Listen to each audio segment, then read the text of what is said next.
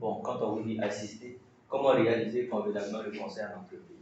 Bon, ici, on va pour le conseil juridique en entreprise. Voilà. Comment assister juridiquement les opérations? Donc, c'est les deux questions qu'on se pose.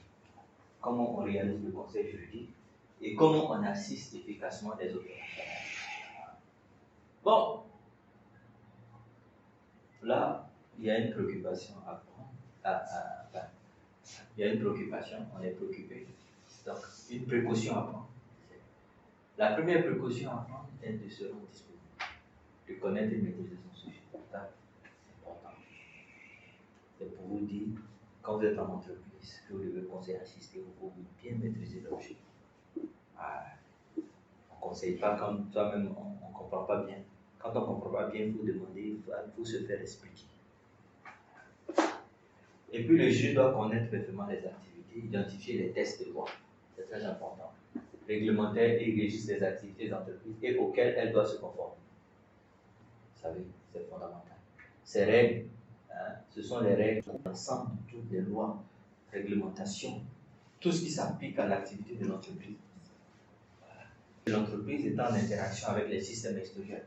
Ils sont des acteurs, publics comme privés.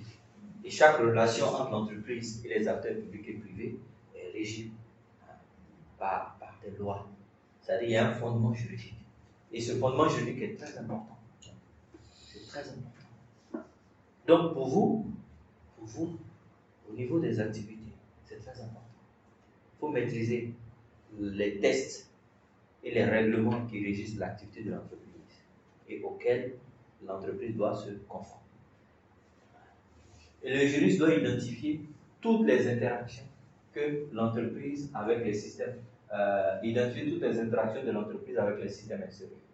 Les interactions des partenaires, les règles, tout ça. Et réglementaires et conventionnels qui régissent les relations d'entreprise avec ces systèmes. Cette étape de recherche et de doit se faire. Elle aboutit à la matrice des interrelations et des conditions juridiques et légales. Cette revue permet de connaître tous les tests auxquels est soumise l'entreprise en raison de ses activités. Bon, ici vous voyez que c'est un aspect important. C'est un aspect important. On est en train de vous parler de la matrice des interrelations et des conditions juridiques et légales d'exploitation, c'est-à-dire la MICGL. Et on dit que c'est un outil qui est important. C'est l'outil qui va vous permettre d'identifier, c'est un outil, c'est un tableau. Tout outil, c'est un tableau, c'est une matrice, où on va identifier les tests qui régissent les relations, fondements des relations entre l'entreprise et les acteurs, selon qui se trouvent à l'extérieur, de façon externe, dans l'environnement externe ou dans l'environnement interne. Et quand vous avez identifié tout ça, c'est une cartographie. Vous avez identifié tout ça. Et il ne suffit que de les adapter au fur et à mesure, de les ajuster au fur et à mesure en procédant à la veille juridique. Si des tests ont changé, c'est de les actualiser. S'il y a de nouveaux tests, c'est de les actualiser. La des conseils juridiques légaux, c'est un document important. C'est un document important. Donc, il faut le noter, ce document qui est important. C'est la matrice des interrelations du conseil juridique légal. Bon, maintenant, comment on établit ce document?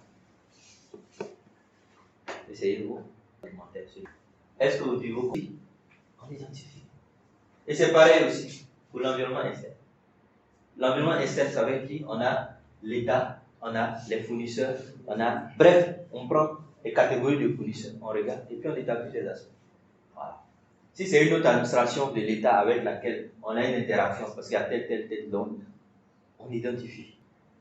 C'est un document qui est très important. Donc quand on a dit ça, naturellement, voilà.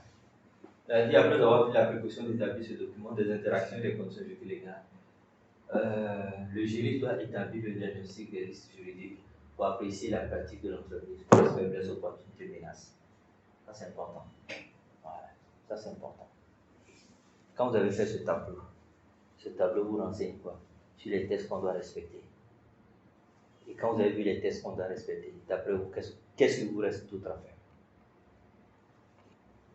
C'est bon. Si on n'est pas en conformité, on fait quoi?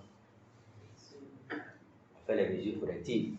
Voilà. On fait les mesures correctives. Puisqu'on vous a dit dans la gestion du risque. Qu'est-ce qu'on a dit? N'oubliez pas le cours. Là, c'est quand on a fait la gestion du risque, on a dit préventive. Il y a les actions préventives, il y a la gestion préventive. Voilà. Il y a la gestion curative. Il y a la gestion curative. Voilà. Préventif et puis curatif. Donc c'est très important. Quand on a vu ces éléments, donc on va faire ce qu'on va appeler, on va voir si on est en conformité ou pas. Voilà. Et pour voir si on est en conformité ou pas, qu'est-ce qu'on va faire? Qu'est-ce qu'on va faire pour voir si on est en conformité ou pas? Le diagnostic, tout simplement. Le diagnostic juridique. Le diagnostic au plan juridique. Tout simplement. Cet exercice est exercé dans de bonnes conditions. Le diagnostic est établi à partir du collecte d'informations auprès des autres services opérationnels avec l'appui de la direction générale. Cet exercice est réalisé dans les bonnes conditions. À cet effet, un questionnaire ou une grille de diagnostic doit être préalablement élaboré en prenant en compte les spécificités des services et de leurs activités opérationnelles, ainsi que les règles et tests auxquels ceux-ci doivent se conformer à la pratique. C'est très important. Ouais. C'est très important. Et quand vous avez vu vos tests maintenant, vous faites un document, une grille d'évaluation diagnostique, que vous envoyez aux différents services, en ayant fait valider votre projet par la direction générale. Ils vont répondre à vos questions. Et puis vous allez avoir les retours de réponses. Et en fonction des retours de réponses, après vous allez faire votre rapport. Voilà.